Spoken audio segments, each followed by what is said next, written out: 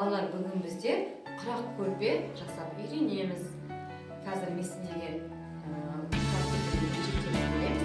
Осыларды құрақ көрпе жасаймыз деп, ана жерін қоямыз. Осы қойды қоймай.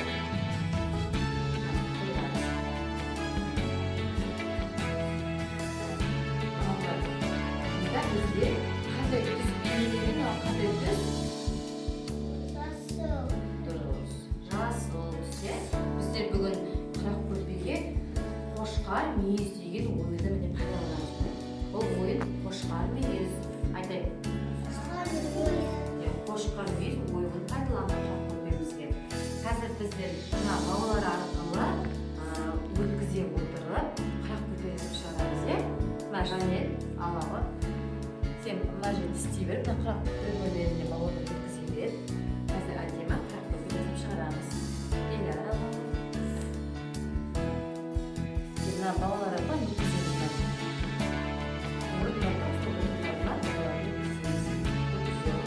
Қазір әдемі өткіземіз қыздар.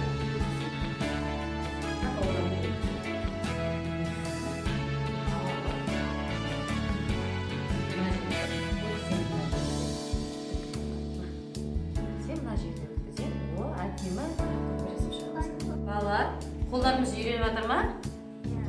Қандай әдемі қыз істеп жатыр. Дұрыс, жарайсыңдар.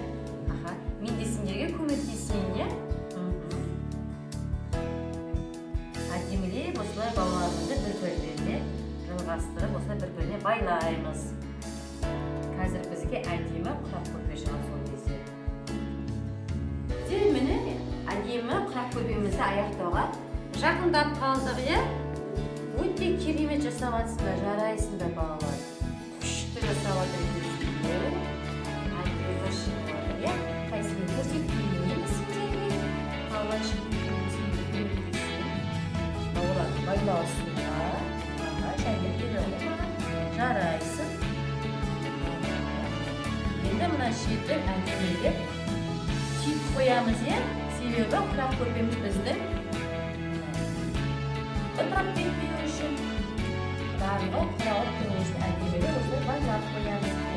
Алина балалар, біз жаңадан бері сіздерге құрақ көрпемізді. Әдемі? Біз не жасадық? Дұрыс, құрақ көрпе жасадық. Құрақ көрпеге қандай оюды пайдаландық? Жарайсыңдар балалар.